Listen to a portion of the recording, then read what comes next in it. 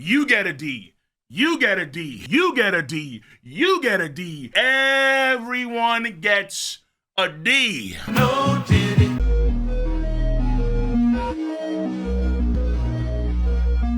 No Diddy. Making sure we're on the same page, okay? Making sure that we all understand. 2024. No big D deviants. No big D deviants, in the words of one Cat Williams here.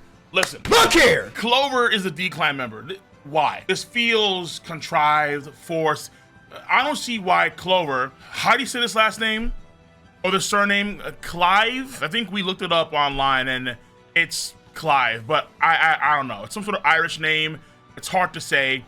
Doesn't really matter because Clover being a D-Clan member at this point in time, I don't think alters or changes anything. Will it be the case in the future where there are more cats that we know in the story that are also D-Clan members? There's been this idea that maybe Robin could be a D-Clan member too because it's her father. Maybe her father has some ties to the D-Clan. Maybe Nami's parents, we don't know who they are. Maybe Frankie's parents, we don't know who they are. Brooke's parents, D. No more. I'm cool with Vivi. I found that not a big D deal. I'm pretty sure we may get someone else that's a John that's also a D-Clan member. So I want to get out of the way for this chapter video because that is something that I think is a bit like, sure, I suppose, but compared to the other D reveals, it doesn't feel, oh my God, bro. Like it's nudes, man. It's crazy. Please no more. Compared to the other reveals of the D-Clan, Clover feels the least impactful. Maybe trying to put him on a higher pedestal than he belongs, honestly. But regardless of that, we do find out more of Clover, this character. For this chapter, that is a plus. Though I'd say for story overall, seems whatever. Seems kind of moot. I could be wrong in the future. Maybe his ancestors a long time ago, they were the Lucky Charms creators of the One Piece world. And they had gains, they had influence, they had source, they had an aura. Okay, all right, fine. If that happens, fair enough. But until then, this Clover D reveal to me is whatever. However, what is not whatever is the monkey massive Nika D Luffy. Luffy and Emeth vibing. I like this. So Emeth has character. He's not just some automata. Behold, he's not some big old robot. Just behold my gigantic status. I shall come, Joy Boy, Joy Boy, Joy Boy, Joy Boy. Let me help you, Joy Boy, Joy Boy. Luffy.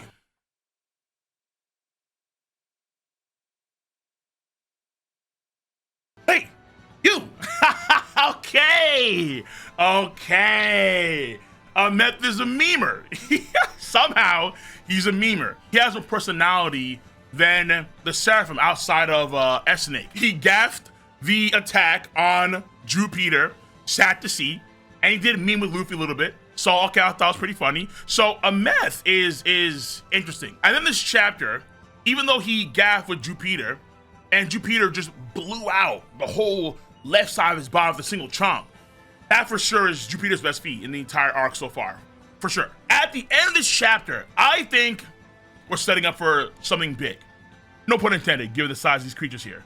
But I think that we're gonna see the true power of the Jaegers, Emeth. And he refers to Joy Boy about using that thing. Now, I don't think that thing is gonna be a self-destruct move like we saw earlier in the chapter with Not yet. Woo! My goodness. Okay. I think this involves weapons. I'm so stoked on this. I could be wrong, obviously. I think it involves Eternal Flame stuff. I think it involves the power source of the Ancient Kingdom. Whatever, can I use it, quote unquote? I think that involves something that could potentially do earnest damage, genuine earnest damage to supposed true immortals in the Elders. So far, nothing has put them down. They've always regenerated, recovered, and they kept coming back like Terminators, non-stop, over and over and over again. Remember chapter 1044. Do not forget this chapter, please. When it was revealed, the Gear 5 form, where they'd rather have Kaido be mad and even have Guernica KO himself permanently, hopefully, allegedly, but they would rather that than have the Nika return to full force. Why do they fear the Nika so much? And truth be told, in this arc, Luffy has been stunting on the vast majority of Elders. He really has been. If there is a way to damage these guys, I hope Emeth has that. we're gonna see the key to actually damage like genuine immortals bypass that with whatever's gonna show. And it's gotta be cool. It's gotta be cool as hell. Do not skip. I need to see this man pull out the G Gundam Domo. Oh, I'm old, baby. That's right. The G Gundam Domo Kashu. This hand of mine is burning red. Its loud roar tells me to grasp victory. Here I go. This hand of mine is burning red. Its loud roar tells me to grasp victory. Erupting, burning, Vega! In the future, in the anime, remember Emeth scene? If it's gonna be a hand attack of some kind, I need to see G Gundam references, like full bore. Full bore. So this chapter, I think, is set up something huge. Mixed thoughts on the speech, honestly, because it's been a long time. Though it makes sense, because, trust me, I read Hunter x Hunter. Not many people can actually sit down and read Hunter x Hunter. It's tough, man. There's a lot of dialogue. Sometimes it's like a page of nothing but dialogue. I remember someone did post online the entire Vegapunk speech on the Twitter post, and that would have been like the equivalent of having 1 or 2 dedicated chapters, not that many panels, visual panels, and mostly just dialogue firing off. That would have been way too much dialogue, I think, for the average One Piece reader to stomach and sort through. Ironic, because it's not done. It's not done yet, so it's gonna keep on building and building and building. But I would say at this point in time, only for, let's say, the next few chapters. Let's say around the next 4 to 5 chapters, and we should be done with this whole arc, I think. The Sunny Go has finally left the top layer. Vegapunk should be wrapping up his speech, let's say a final mega massive reveal, which I'm theorizing does involve either the Elders, Emu, maybe he name drops the Ancient Kingdom, but it's gotta be something huge. It's gotta be something like absolutely insane, because there's already so many things that are nuts in his speech. Even, let's say, these smaller notes at the end of this chapter, the redundant ones. Gold D Roger. Wait, Gold D Roger? In chapter 550, Sengoku announces to the world that Ace is Gold Roger's kid. He uses the word gold, not Gold D, but gold. There are some translations that I think actually have that same exact line as Gold D Roger. So if you did read those translations back in the day, you would assume, hold on, the world already knows by now because Sengoku already said Gold D Roger. No. He actually said Gold Roger, and that's what they actually write in the Viz translation. And even when Sengoku actually says that line in the anime, episode 459, he does say Gold Roger. Kaizoku, Gold Roger da. So even things like that seem redundant are important to the entire world, especially for someone like Gold D Roger, who is the king of the pirates, and how much weight he has in the world itself. And so even though the speech does seem very exhausted at this point in time, there's gonna be, I think, a major thing or two, or even 2, that are gonna be pivotal, and they're gonna be synonymous with Emeth's last stand. I'm assuming last stand, but let's say his stand to take on the Elders. Now, one is already on the boat, Saturn, and I'm thinking either Kuma gets back up and shows him death. It could be the case here where Luffy sees what Emeth does to the Elders, and in that moment, he does talk about Joy Boy, Emeth does. So maybe Luffy gets an inkling for that, and then he can kind of cut it in the future, and so Saturn is test dummy. So what Emeth does to Jupiter and Warcurry, Luffy does to Saturn. So maybe not. We have to wait and see. But outside of all these things, we have to give a big shout out to Alice, because she did the Pedro play. She did the Pedro play.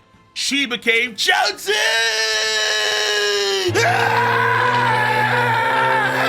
When she said, nah, I'm just lending a hand. But that first nah, that was impressive. That was impressive. I know there was some confusion because people were like, wait, hold on, what happened to Zoro and Jinbei? And as far as I understood it, they weren't fighting Nesjiro off screen. So after Jinbei throws Zoro at Jupiter and then they blow him away, we see a small panel in chapter 1118 when Nami's talking to Sanji. We see Venus Juro in the distance staring down the Sun Ego. It's a small panel, but it's there, and it indicates that after Jinbei threw Zoro and Zoro had their clash, he was sent a distance away from the sun you go. That's what I think is the most appropriate here. While Zoro and Jinbei board the ship like they said they would. So there were some odd things there that no folks had some confusion over. And also confusion on the part of York too, because she's now thinking that Lilith is gone. No. Oda knew what he was doing. He kept the bakery open because there's a lot of cake that has to be dished out. Oh, absolute. Lilith is the one Vegapunk. I was like, please. I think Oda telepathically received a message from one of his favorite YouTubers. That's true. And as a result, said, okay, I got you. We keep Lilith alive. Yes! Ooh, nah. I'd win. We win. And for Atlas, the lending the hand part is the double-sided thing. Because not only does it stall out Venus Juro, her self-destruct actually propels the ship even further ahead. Lilith was correct. It would have missed the drop had they'd only lined that 1 kilometer. But because of the added explosion, they go even further than that, and now they're going into the water. Okay, so Alice just a remarkable play. A very remarkable play. A very awesome last day for her. Thumbnail worthy for damn sure. Absolutely thumbnail worthy.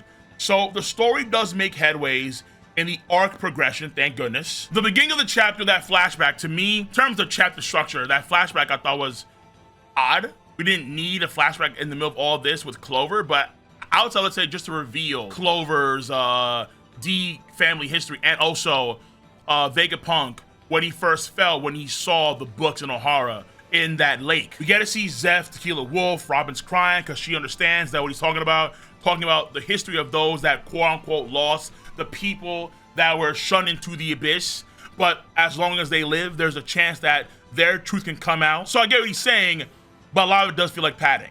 It is what it is. Important in some cases for a speech, obviously, and soon to come, more important stuff, obviously, but a lot of it does feel like padding. But I can give this chapter, let's say, a solid 6.5, an okay plus to good out of 10. That's what I can do.